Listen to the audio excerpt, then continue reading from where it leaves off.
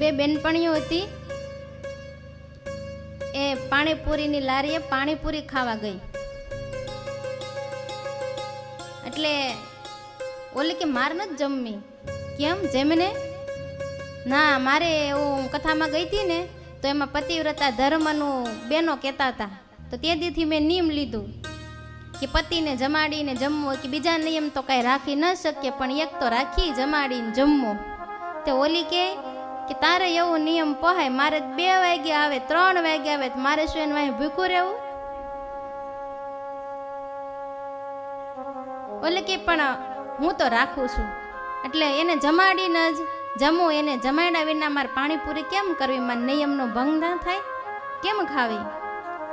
ઓલે કે હવે એવું કાંઈ હોય ને રહેવા દે. ના ના હો, મારે તો નિયમ એ નિયમ. પણ એક કામ કર, પર્સની અંદર ફોટો રાખ, ફોટો. હા, ફોટો જ છે, તે ફોટાને દેખાડીને જમી લે ને, બધું આવી જાય. આપણા નિયમ આવા હોય.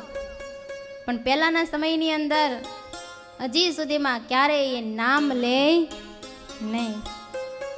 પતિને જમાડીને પછી જમવું, ક્યારેય પણ એને કટુ વચન કહેવું નહીં. ભગવાને શિક્ષાપત્રીની અંદર પણ આજ્ઞા કરી છે, ગમે તેવો પતિ હોય, રોગી હોય, દુર્બળ હોય, દરિદ્ર હોય, ગમે તેવો હોય, પણ ક્યારેય એમને કટુ વચન કહેવું નહીં. એનો પાપ અને દોષ લાગે છે. ત્યાં સુધી કીધું કે જે નામથી બોલાવે ને તો એના પતિની આયુષ્ય ઓછી થાય. પછી જો આપણને નડતા જ હોય તો નામ લેવાનું. અરે અરે કયો ને.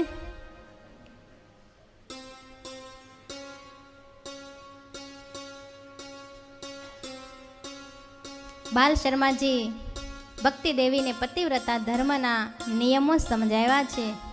સુરત મુનિ કહે છે કે હે રાજન, હવે બાલ શર્મા પોતાના પુત્ર જે ધર્મદેવ એને પણ બે ભલામણના શબ્દ કહે છે.